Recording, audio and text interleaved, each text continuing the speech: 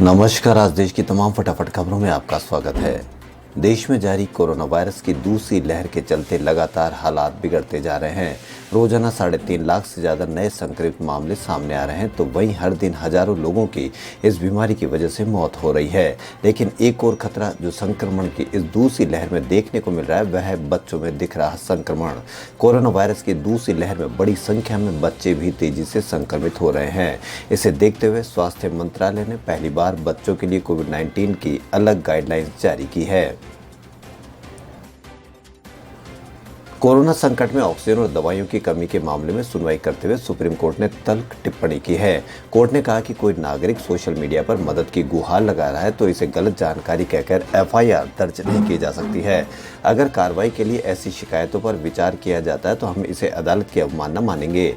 Justice DY Chandrachud, justice L Nageswara Rao और justice S Ravindra Bhatt की 3 सदस्यीय पीठ ने केंद्र और राज्यों के डीजीपी को आदेश देते हुए कहा कि अफवाह फैलाने वाले के नाम पर कार्रवाई की गई तो अवमानना का मामला चलाएंगे। इसके साथ ही सुप्रीम कोर्ट ने केंद्र सरकार से पूछा कि दवाओं का प्रोडक्शन और वितरण सुनिश्चित क्यों नहीं हो पा रहा है।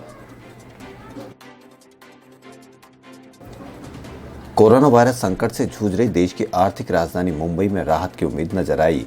शुक्रवार को यहां जांच संक्रमण दर 10% से नीचे चली गई।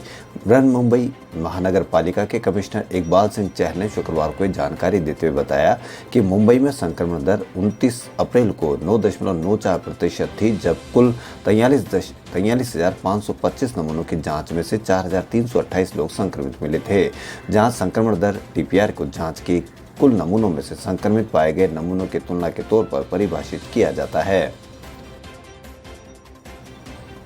कोरोना से कराहते मरीजों के भी लगातार 10-12 घंटों तक पीपीई किट पहनकर काम करने का शरीर पर क्या असर होता है, यह शायद हम घर बैठे आम लोगों को नहीं पता होगा।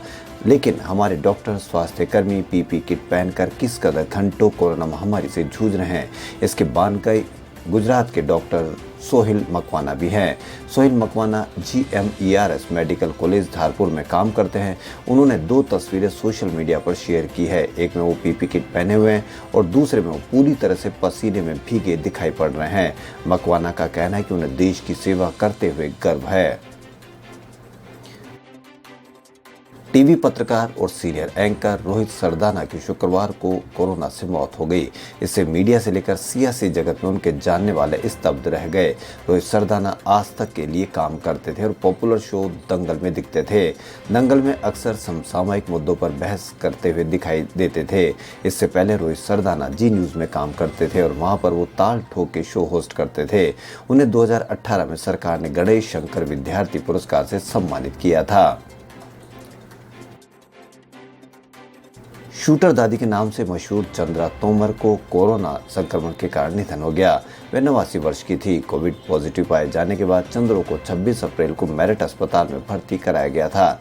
गौरतलब है कि अपने सटीक निशानों से कई शूटरों के लिए प्रेरणा बनी चंद्रो तोमर ने जब निशानेबाजी को अपनाया था तब उनकी उम्र 60 वर्ष से अधिक थी। लेकिन इसके बाद उन्होंने कई राष्ट्रीय प्रतियोगिताएं जीती, यहाँ तक कि उन पर एक फिल्म भी बनाई गई। उन्हें विश्व की सबसे उम्रदराज निशानेबाज माना जाता था।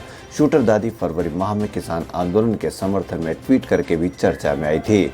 उन्होंने किसानों के समर्थन में ट्वीट करते हुए लिखा, किसान तो केवल किसान है, अन्नदाता है, ना वो खालिस्तानी ना वो आतंकवादी है। इसके अलावा चंद्रो तोमर ने एक और ट्वीट किया जिसमें उन्होंने लिखा है कि सिख हमारे भाई हैं, नस्ल से भी और असल से भी। देश में कोरोना की दूसरी लहर के दौरान भी हजारों लोगों को बीमा होने के बावजूद उसके क्लेम के लिए भटकना पड़ रहा है। ऐसे में भारतीय बीमा विनियामक ने सभी बीमा कंपनियों को निर्देश दिया है कि वह कोविड-19 से जुड़े सभी कैशलेस इलाज के क्लेम यानी दावों को आवेदन मिलने के 1 घंटे के भीतर मंजूर करे। इडा ने हाल ही में इसको लेकर एक सर्कुलर जारी किया है जिसमें कोविड-19 हेल्थ इंश्योरेंस क्लेम्स के मानकों का जिक्र है, जिसमें इडा ने सभी साधारण और हेल्थ इंश्योरेंस कंपनियों को निर्देश दिया है कि आवेदन मिलने के 1 घंटे के भीतर कैशलेस ट्रीटमेंट के मंजूरी के निर्णय की जानकारी दी जानी चाहिए। इसमें अस्पताल की ओर से मांगी गई सारी जरूरी जानकारियां शामिल है।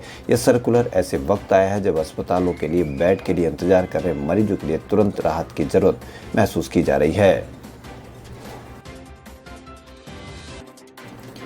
कोरोना वायरस महामारी को देखते हुए अंतर्राष्ट्रीय उड़ानों पर लगी रोक को फिर से बढ़ा दिया गया है। नागर विमानन महानिदेशालय ने शुक्रवार को ये जानकारी दी। डीजीसीए ने अंतर्राष्ट्रीय उड़ानों पर लगे बैन को 31 मई 2021 तक बढ़ा दिया गया है। हालांकि इस दौरान चुनिंदा रूट्स पर शेड्यूल्स अंतर्राष्ट्रीय उड़ानों की अनुमति रह सकती है। देश में कोरोना वायरस के लगातार बढ़ते मामले को देखते हुए फैसला लिया गया है। कोरोना मामले को लेकर सुनवाई करते हुए सुप्रीम कोर्ट ने दो टूक लहजे में सवाल किया है कि रेमडेसिविर जैसी दवाओं को कब उपलब्ध करवाया जाएगा। कोर्ट ने यह भी पूछा कि राज्यों और केंद्र के बीच वैक्सीन के अलग अलग कीमत के पीछे क्या तर्क है और कोरोना को काबू करने के लिए केंद्र किन प्रतिबंधों पर लॉकडाउन पर विचार कर रहा है। सुप्रीम कोर्ट ने शुक्रवार को कहा कि हमने देश के विभिन्न मामलों के विभिन्न मुद्दों की पहचान की है और हमारी सुनवाई का उद्देश्य राष्ट्रीय हित के मुद्दों की पहचान करना और संवाद की समीक्षा करना है। सुप्रीम कोर्ट ने यह भी पूछा कि रेमडेसिविर के आवंटन के पीछे क्या प्रणाली है और बेड पर केंद्र और राज्यों के बीच जिम्मेदारी किस तरह से बांटी गई है। भारत समेत पूरी दुनिया में कोरोना संक्रमण के मामले में लगातार बढ़ोतरी जारी है। कहीं पर दूसरी तो कहीं पर तीसरी लहर चल रही है। हालांकि कई देशों में इसकी रफ्तार कम हुई है, लेकिन भारत में हर रोज नए रिकॉर्ड बन रहे हैं। जॉन्स हॉपकिंस कोरोना वायरस संसाधन केंद्र के मुताबिक कोरोना के दैनिक मामलों में 10 प्रभावित देशों में भारत की स्थिति सबसे ज्यादा खराब है। भारत में कोरोना संक्रमण के नए केस लगातार बढ़ते जा रहे हैं। देश में एक दिन में करीब 4.25 लाख तक नए मामले दर्ज किए जा रहे हैं। भारत के बाद दूसरे स्थान पर कोलंबिया है। यहाँ के भी हालत खराब हैं। भारत हर पहलू से दुनिया के प्रभावित 10 देशों में खराब स्थिति में है। 28 अप्रैल को दुनिया के 43% कोरोना संक्रमण के नए मामले सिर्फ भारत में दर्ज किए गए। ये आंकड़े खौफनाक और चिंता में डालने वाले हैं। देश में एक्टिव केस काफी तेजी से बढ़ रहे हैं। साप्ताहिक औसत पॉजिटिव दर में भी इजाफा हो रहा है। राज्य सरकारों पर सही आंकड़े छिपाने के आरोप भी लग रहे हैं।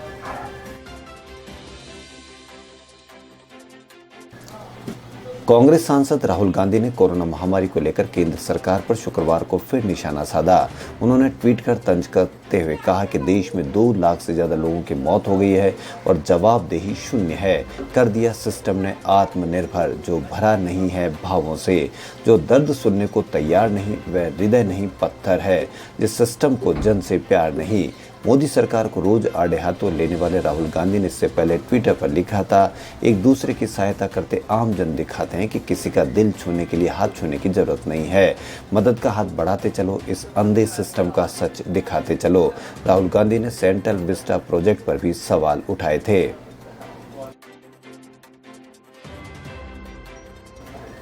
बॉलीवुड एक्टर अक्षय कुमार की अपकमिंग फिल्म बेल बॉटम का दर्शकों को बेसब्री से इंतजार है।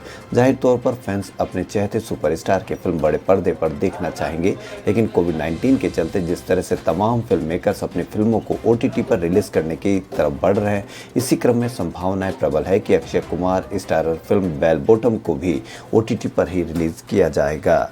खबरों में फिलहाल इतना ही। यदि आपको हमारा चैनल पसंद आए तो लाइक, सब्सक्राइब और शेयर अवश्य करें। धन्यवाद।